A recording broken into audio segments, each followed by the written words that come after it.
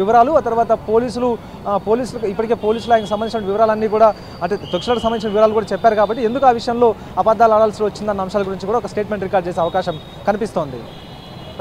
అయితే చిక్కడపల్లి పిఎస్కు అల్లు అర్జున్ చేరుకున్నారు. ప్రస్తుతం మనం విజువల్స్ లైవ్ లో చూస్తున్న ఏబిఎన్ స్క్రీన్ మీద. సో అయితే అల్లు అర్జున్ మాట్లాడిన విషయాలకు సంబంధించి తర్వాత పోలీసులు కూడా సీసీ ఫుటేజ్ కూడా సంధ్యా థియేటర్కి సంబంధించి రిలీజ్ చేశారు.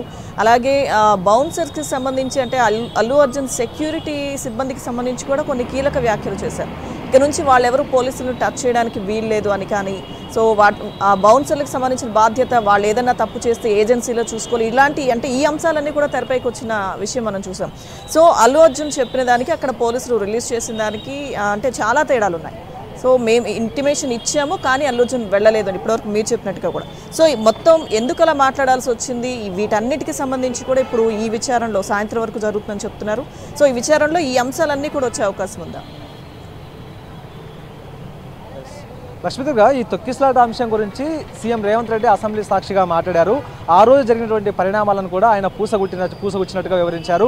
ఆయనకు హైదరాబాద్ సిటీ పోలీసులు ఇచ్చినటువంటి నివేదిక ఆధారంగా ఆయన కొన్ని విషయాలను ప్రస్తావించారు. అయితే తొక్కిసలాట జరిగినటువంటి విషయం తెలిసిన తర్వాత కూడా చిక్కడపల్లి పోలీసులు ఈ విషయాన్ని అల్లు అర్జున్కి చెప్పినప్పటికీ కూడా బాధ్యతారాహిత్యంగా ఆయన థియేటర్లోనే కూర్చున్నారు అంటూ కూడా ఏకంగా సీఎంఏ ఇదే అంశాన్ని ప్రస్తావించారు. అయితే ఎప్పుడైతే సీఎం ప్రస్తావించిన తర్వాత అదే రోజు సాయంత్రం అల్లు అర్జున్ ఒక మీడియా సమావేశాన్ని ఏర్పాటు చేశారు. అందులో కొన్ని అంశాలను ఆయన ప్రస్తావిస్తూ ఉన్నాడు. అయితే రేవతి మృతి తొక్కిసలాట ఘటన బాధాకరం అంటూనే తనకు రేవతికి సంబంధించిన మృతి విషయం కావచ్చు, రేవతి కుమారుడు గాయపడినటువంటి విషయం కావచ్చు తనకు తెలియదు అంటూ కూడా ఆయన చెప్పారు. పోలీసులు కూడా తనకు ఎక్కడా కూడా ఈ విషయాన్ని చెప్పలేదు అనేది ఆయన చాలా స్పష్టంగా చెప్పారు మీడియా సమావేశంలో. అయితే ఆయన మీడియా సమావేశాన్ని ఏర్పాటు చేసిన తర్వాత పోలీసులు కూడా ఈ అంశాన్ని చాలా సీరియస్గా తీసుకున్నారు. తాము ఎక్కడా కూడా అల్లు అర్జున్కి విషయం చెప్పలేదు అని అల్లు అర్జున్ అబద్ధం ఆడారు అని చెప్పడానికి వీలుగా సుమారుగా 10,000 వీడియోలను జల్లెడబెట్టారు. వివిధ ప్రసార మాధ్యమాల్లో, వివిధ టీవీ ఛానళ్లలో, ఆ తర్వాత సోషల్ మీడియాలో సర్క్యులేట్ అయినటువంటి సుమారుగా 10,000 వీడియోలను హైదరాబాద్ సిటీ పోలీసులు జల్లెడబెట్టారు. ఆ 10,000 వీడియోల నుంచి సుమారుగా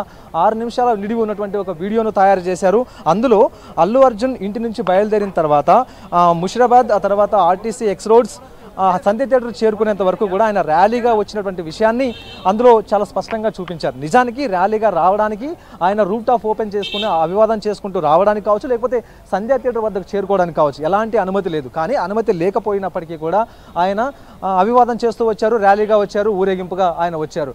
వాస్తవానికి ఇక బౌన్సర్ల విషయానికి వస్తే మాత్రం అప్పటికే పరిస్థితి చేయి దాటిపోతూ ఉంది. చుట్టుపక్కల ఉండేటటువంటి అభిమానులంతా కూడా అల్లు అర్జున్ వస్తున్నాడన్న విషయం మేరకు సంధ్య థియేటర్కి చేరుకుంటూ ఉన్నారు. అయితే అప్పటికే పరిస్థితి చేయి దాటిపోతున్నట్టు కూడా పోలీసులు భావించారు. అయితే ఇవేమీ పట్టించుకోకుండా అల్లు అర్జున్కి సంబంధించినటువంటి వాహనాన్ని లోపలికి పంపించడానికి వీలుగా థియేటర్ యాజమాన్యంతో పాటు బౌన్సర్లు అల్లు అర్జున్ లోపలికి పంపించడానికి వీలుగా గేట్ను ఓపెన్ చేశారు. అదే సమయంలో బయట వేచి చూస్తున్నటువంటి అభిమానులు ఒక్కసారిగా కూడా గేట్ తోసుకుంటూ లోపలికి వెళ్ళారు. ఇదే అంశాన్ని హైదరాబాద్ సిటీ పోలీసులు స్పష్టంగా ఒక వీడియో రూపంలో చూపించారు కూడా. అయితే లోపలికి వెళ్ళేటటువంటి క్రమంలోనే అక్కడే తొక్కిసలాట వంటి సందర్భం చోటు చేసుకుంది. అయినప్పటికీ కూడా పోలీసులు దాన్ని కంట్రోల్ చేసుకుంటూ కూడా లోపల కంట్రోల్ చేస్తూ చేయడానికి ప్రయత్నించినప్పటికీ కూడా సత్ఫలితాలు అయితే ఇవ్వలేదు.